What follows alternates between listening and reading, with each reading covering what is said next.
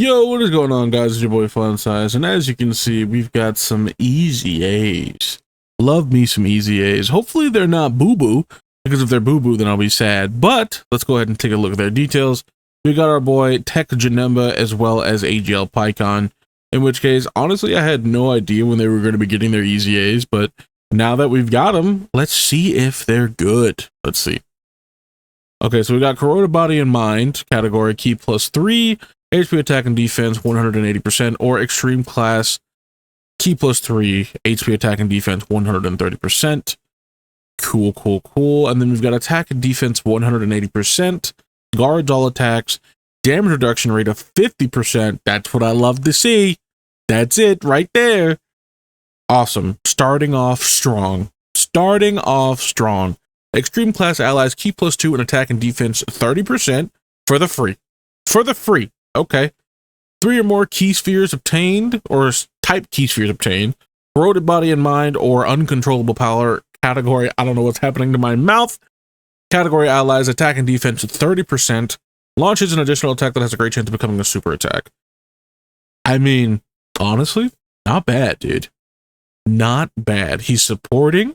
And then, if you fit under the category, you're getting a 60% buff, right? So, really good there. And then what else we got? What else? 1 or more rainbow type key sphere obtained. Defense of 150, and then damage reduction rate of another 30. What? What? 80% damage reduction. All this defense and guard. Looking good, boys.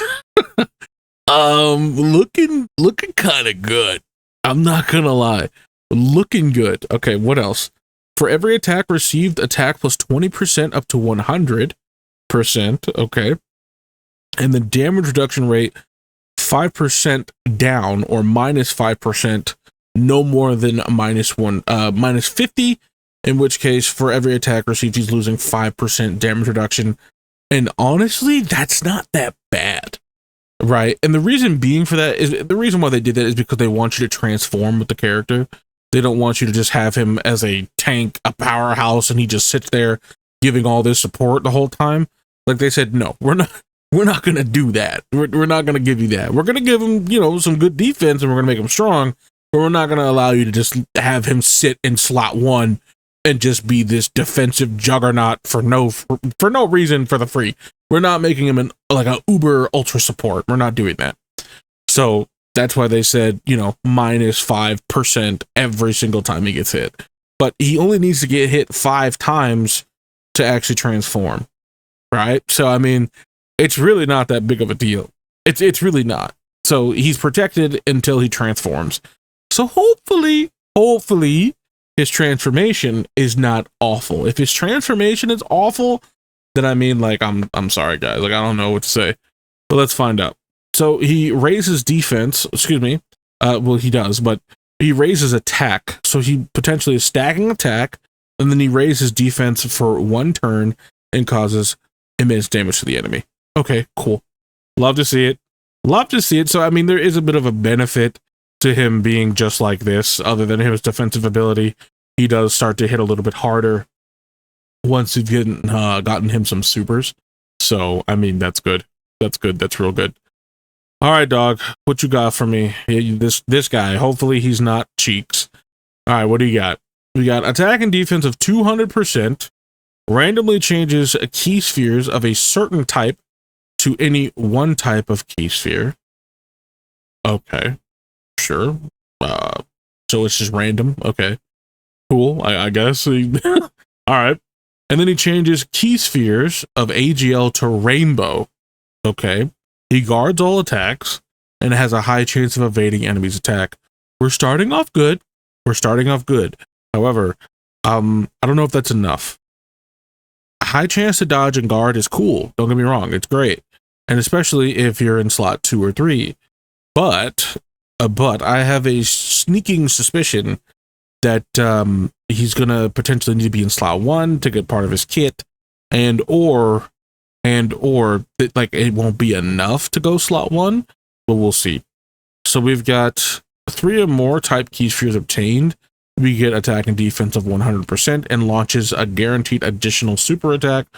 Always good. We love this. Guaranteed additionals, we don't need to play around. You know what I mean? Like we could just get guaranteed additionals. We love those. One or more rainbow Q spheres obtained. Chance of evading enemy's attack plus 30%. Okay. Wait. That is an 80% chance to dodge now. He's got an 80% chance to dodge, and if you give him 3 key spheres, he's doing a guaranteed additional. I'm liking the guy. I'm thinking full dodge. Honestly, I'm thinking full dodge.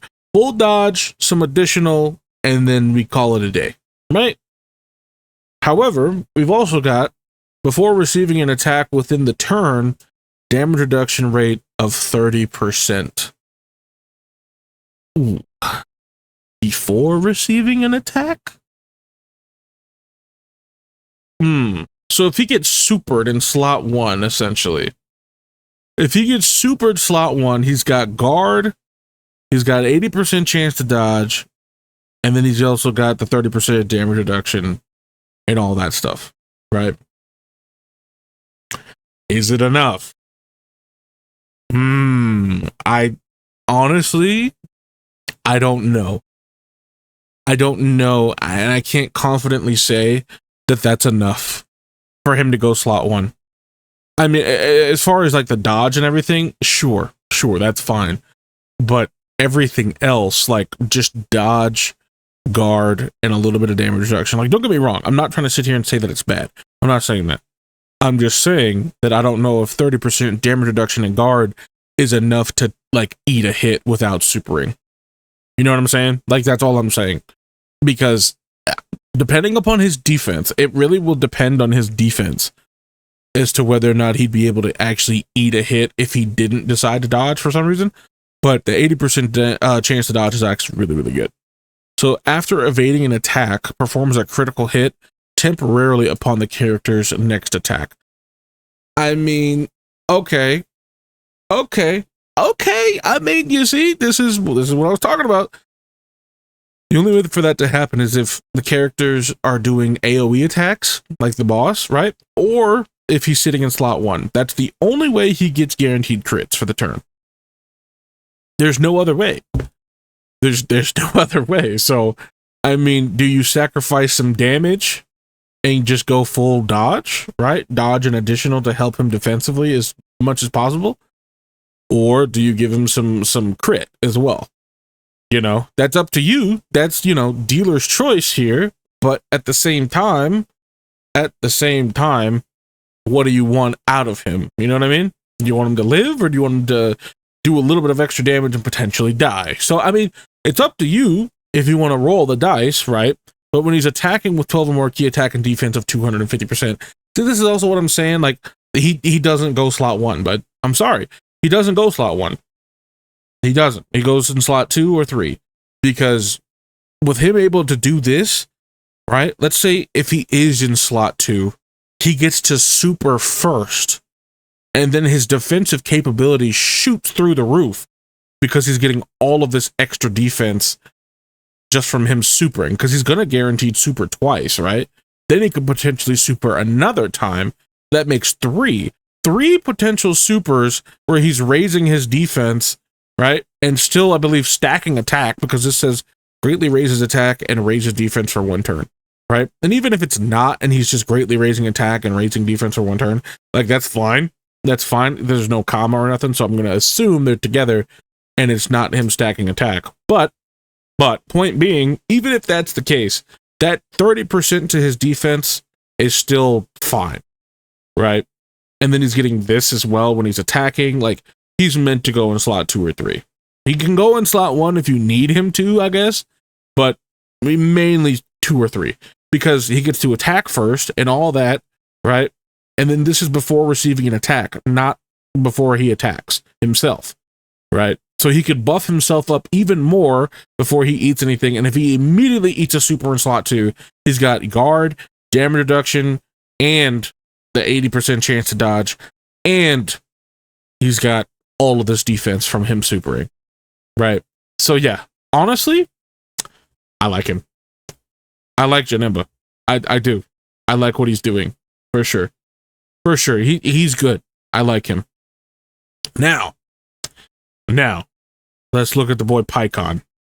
I don't know. I don't know. Okay? I don't know what's gonna happen here.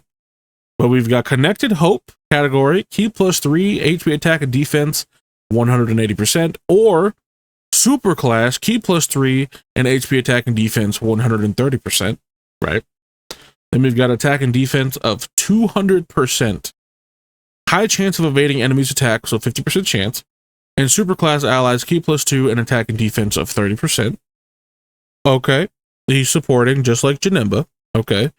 And for 7 turns, don't like that already. Okay. For 7 turns from the character's entry turn, defense of 200% and guards all attacks. Boo-boo butt cheeks, garbage, gutter tier, awful. Why is his guard limited? It is 2025. We are almost in the middle of 2025. We are in April 2025, and we have guard still being limited on characters. Now, granted, I get it to a certain extent. You're keeping the character the same, but just buffing them. However, we've seen some pretty radical changes and buffs to characters in times past, right? In which case, we couldn't just leave guard alone here. We couldn't have just made it guard and that's it. I could get behind the 200% defense for 7 turns. I could get behind that. You know, he gets a little bit less defense or whatever. Whatever. But honestly, we didn't need to do this. We didn't. But okay, sure. We've got 3 or more type key spheres obtained. Otherworld warriors or Connected Hope category allies, attack and defense of 30%, and launches an additional attack that has a great chance of becoming a super attack. I'm not gonna lie. I'm not gonna lie to you. He feels very watered down. In comparison to Janemba, when both of these characters, I believe, came out at the same time, right? Was it a dual Dokkan Fest? I think it was. And if it wasn't, okay, shame on me. However, if we're just immediately comparing them, like, look at this. He feels so watered down. Like, the support is still good. That's fine. I'm not worried about that. But the guard, okay. Why does Janemba get to keep his guard? Not only that, but then this character doesn't transform, right? Or exchange or anything, right? So, okay, we're just sticking with this. And on top of that, he has no damage reduction or anything of the sort. The only other thing that he has is, what? A chance to dodge? A 70% chance to dodge at that? Not even an 80? What? And the Ki plus 4 is useless. It is useless. It is not even needed. Not even needed. But hey, we got it, right? We got it. So it's easy to super with him. Oh, cool. Big deal. So difficult to super before. Right? It was so difficult before. No, it wasn't. But point being, he gets a 70% chance to dodge, limited guard, and then some defense. And he's decently supporting. Like, he's good. Right? He's supporting a good amount, but that's basically it. That's it. That's all he's doing. Cool. And if I remember correctly, if Goku or Vegeta are on the turn with him, right? Goku Angel or Vegeta Angel are on the turn, which is fine, I guess, right? Maybe the LR will trigger this. Cool.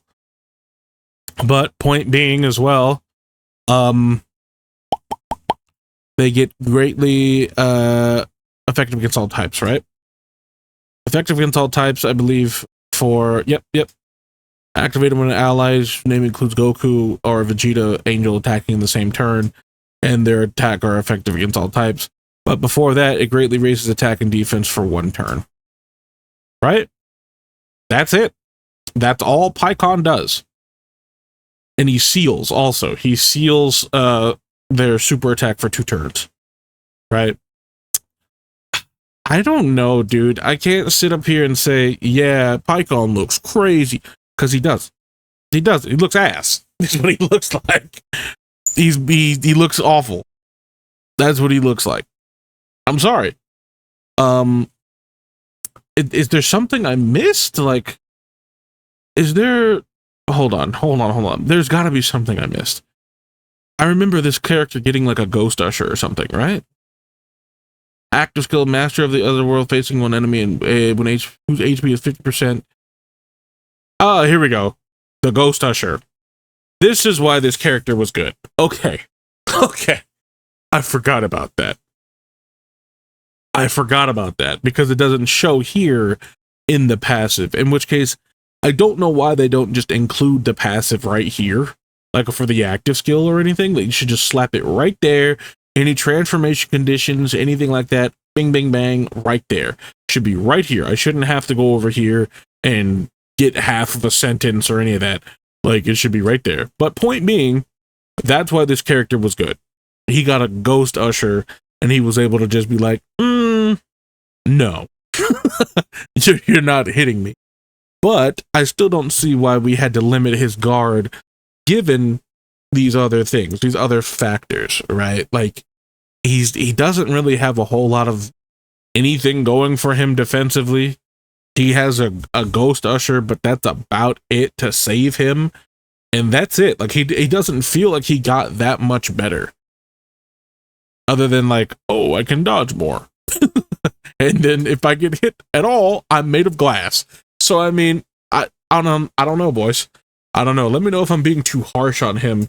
But anyway, that is the easy A's for AGL Paikuhan as well as Tech Janemba. So let me know what you guys think of the easy A's, boys. Was I being too harsh, too critical, whatever? But if you guys enjoyed the video, please don't forget to drop a like, comment, subscribe, do all that good stuff for me, and I'll see you guys in the next one. Peace.